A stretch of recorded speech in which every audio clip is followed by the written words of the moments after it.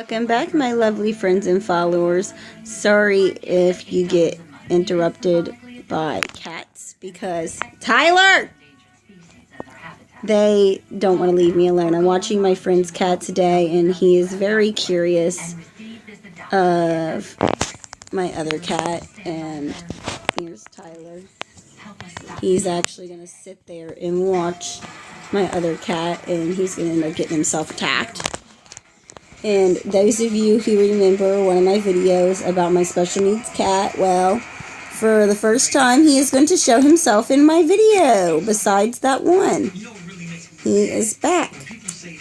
If you notice, I am laying down. He doesn't feel good and wants to lay with me, so I've been letting him sleep in here, and I'm sorry if we get interrupted a few times or have a cat block my whole camera, Tyler, because they don't want to stay away from me.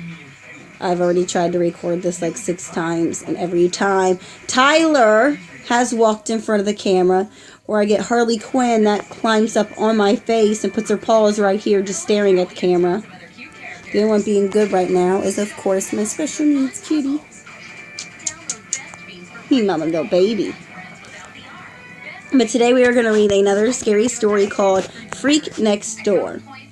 Hopefully maybe this will give somebody some encouragement on certain things. You'll see what I'm talking about. It maybe make people see that things that they ain't so bad in life. Hi, zombie, your ear got close. Okay, he's going to wander off now. And see that it's not okay to do the things that certain people do to other people. Tyler! You can't lay there. I got your little tushy though. Okay, so Tyler's going to be in this video because he won't stop. So we're going to just jump right in, I guess. I lived next to this one kid who always had bandages wrapped around their whole head, even covering their face. I remember his name was Wilbur, a 12-year-old boy who never left his house. He sometimes looked out of his bedroom window on the top floor at all of the kids who would play outside, while Wilbur sat and watched. I remembered his window had metal bars on them, so there was no way he could climb down out of his bedroom windows. We sometimes communicated to each other by writing to each other on pieces of paper. Since Wilbur can't hear me because the window was locked, Wilbur only does it when his parents aren't around since they're weird. His mother and father were one of those parents that were insanely crazy about science and chemistry, according to Wilbur. They would stay in their basement and work all day and night, except at the times where they have to give Wilbur some food daily. Now they're not treating him like an animal. They're not treating him like an animal. His parents were just very busy. Hold on a second. Zombie's freaking out. I'll be right back. Okay, I'm sorry. He apparently wanted some food because he can't eat what cat food I have in the bathroom. Those of you who don't know, Zombie does have a lot of medical issues, and he was just diagnosed with another one called IBD, also known as inflammatory bowel disease. Basically, if he eats something that can cause a flare-up for his disease, he will get very, very ill. He'll have stomach pain, diarrhea, and possibly some vomiting. So he's very, very peculiar on what he'll touch. He's a picky kitty, but I still love him. And for those who have any cats or dogs with IBD, so far that I know of is the Evolve dog food is really good for that. It's pricey, but it's good. And specifically Purina One cat food, the main brand, for sensitive stomachs and healthy digestion and urinary tract problems. It's really, really good for the cats. Now let's just jump right back in. They told Wilbur that he shouldn't go outside to make contact with anyone until his face got better. He told me that he accidentally slipped on one of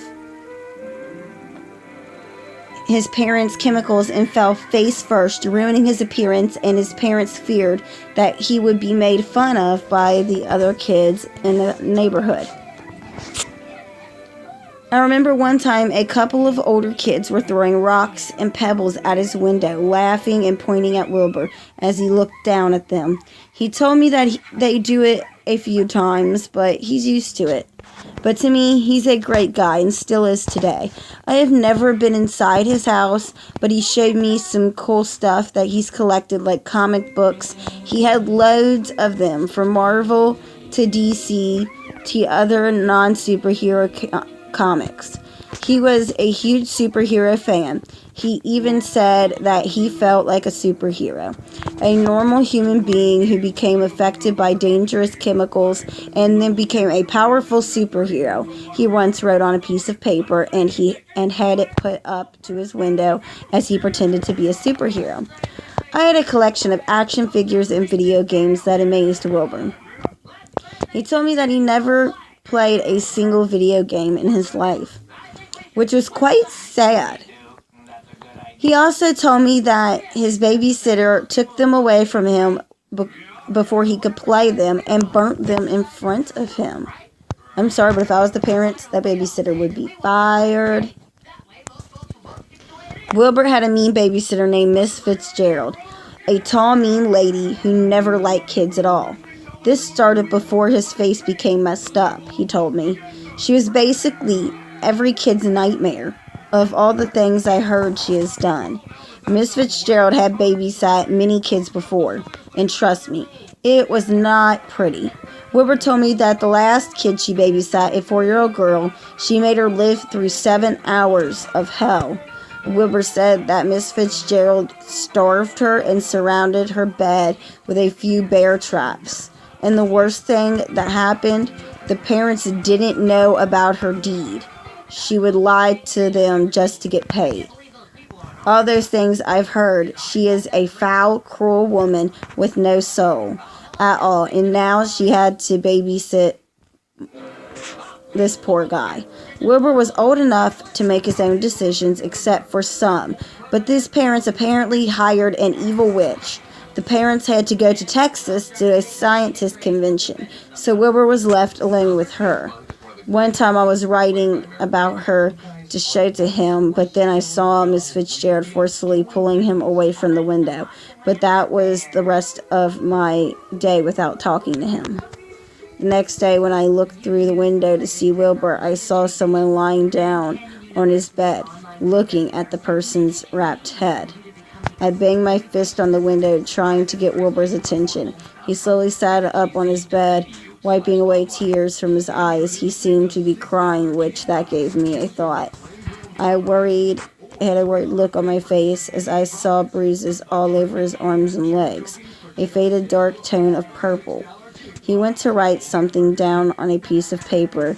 Then as Wilbur finished writing, he went up to the window and pressed the note to the glass. What he wrote had terrified me. The whole situation still burnt in the back of my mind. Something I knew I would never forget. He wrote, "Help me." What made it worse was that his handwriting was scribbled onto the paper and was almost illegible. Wilbur kept banging on the window with his other hand. And then suddenly I saw someone else run into his room next to him. It was her. You know who. She had something in both of her big, chubby hands. In one hand was a lemon, and in the other was a pair of scissors. What Miss Fitzgerald did terrified me even more. Miss Fitzgerald ran up to the window, grabbing his head, holding it still. I saw him screaming in pain and fear, so I knew I had to do something. At the same time, I couldn't stop watching. She used her scissors to cut open the bandages and unwrapped them off his head and threw them to the side. What I saw almost made me vomit, something that sickened me. I was utterly shocked at looking at Wilbur's real, deformed face. His whole head was completely covered by bandages, and what was underneath I knew the purpose too. I saw the face almost melted off, showing a dark red layer underneath. I could only imagine his face looking like melted cheese on a cheeseburger. Wilbur's whole face, even once one of his eyeballs, were burnt a bit. The chemicals had messed him up badly. Miss Fitzgerald sliced the lemon in half with the scissors, pinning Wilbur down on his bed. Then she threw the scissors to the side next to the bandages and held his head still with one hand. With the other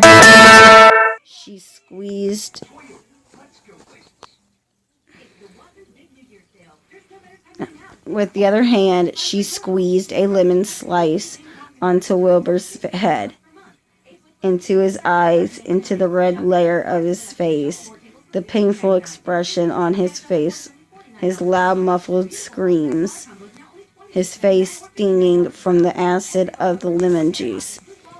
She used the other lemon to squeeze onto his face again, torturing Wilbur with extreme pain. I decided to bang my fist on my window, which was a bad idea. Miss Fitzgerald looked over to the bedroom window, right at me. I jumped back. She noticed me. She ran back out of the bedroom, shoving Wilbur down as he screamed in pain and agony. I knew what she was going to do, so ran out of my bedroom and ran downstairs. The good thing about the situation was that my parents don't know about Wilbur and the fact that they were at work for a little while. I locked the front door, hoping that Miss Fitzgerald wouldn't burst into my house. I looked outside of the house. I looked out around for the house phone, but as I was, a loud bang rang my ears. I looked behind myself at the door, noticing her red, sweaty face and her curly blonde hair. By the looks in her eyes, I knew there was going to be some trouble. She kept banging at the door, nearly screaming her head off. As I looked around for the phone, I finally spotted it next to the couch on the coffee table. I ran towards it, dialing 911 as the sound of Miss Fitzgerald's threatening screams were heard from outside. Waiting for a few rings, I finally hear the operator's voice, the usual greeting from a 911 operator. I started explaining the whole situation from beginning to end as quickly and clear as possible. They told me to wait patiently as the police will arrive at my house soon. It took a few minutes for the police to arrive at my house. Not only did they arrive, but my parents arrived early from work as well. Apparently, they got a call from the police explaining my situation and decided to come home. My parents were extremely worried and frightened. They asked me more questions about it than the police did. I had to explain everything from being friends with Wilbur to how his parents left him with an abusive babysitter to what she tried to do. About an hour later, a police officer came to me. He had something he wanted to tell me about the horrible atrocities that took place next door. The truth about the babysitter, the parents, and Wilbur was truly shocking. Based on the evidence they found, Wilbur's parents weren't his actual parents at all. They adopted Wilbur from an orphanage that's out of town, only to perform an experiment on him. It was the reason why they moved to Texas to hide. The babysitter, Miss Fitzgerald, was part of the experiment, too. In fact, Wilbur wasn't the first kid to get adopted by the scientists. They had done illegal experiments on those orphans, and it was to find out how much pain a child can take before death. Based on the cause of death and the age of the child, 38 children between the ages of 2 and 13 were reported missing, and Wilbur was one of them. There were security cameras on the house outside and the inside of the house. Right now, they arrested Miss Fitzgerald for child cruelty and the deaths of many children, and are on the case to find the 2 scientists. All of that, and I was friends with someone who would have been killed if I didn't call the police. Apparently, Wilbur also tried to lie about almost everything he told me. he was trying to protect himself. He was sent to a new trusted family, a married couple who lived out of town. Since then, I never saw him again until now. 20 years later, I went to a bar to get myself a few drinks by myself when a man approached me. "Remember me?" he said, that familiar man smiling at me. I smiled back, realizing how long it has been since I last seen Wilbur. In fact, he looked like a nice, healthy man now, without his bandages. He was a brown-haired man with sky-blue eyes. He almost looked like a complete stranger. And after that, we talked and drank a few glasses. Finally speaking to each other in person, Wilbur and I knew that nobody would try to keep us apart. The scientist and the babysitter are probably locked away right now. After all, I still couldn't stop thinking of the fact that this man would have been killed if I didn't help save his life. And that is it for now. I wonder if they'll do a part 2, maybe, hopefully.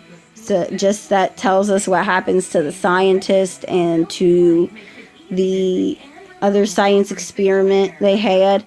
I don't think she should have just been charged with, I don't think Miss Fitzgerald should have been just charged with child cruelty. I think they should have got her some form of psychiatric help in the process too, due to the fact that she was part of their experiment. So she was also influenced by these evil scientists. So hopefully they can figure something out and maybe create a part 2 so we can know what happens to them. But that is all for now, and we will be back with another scary story or something, I hope.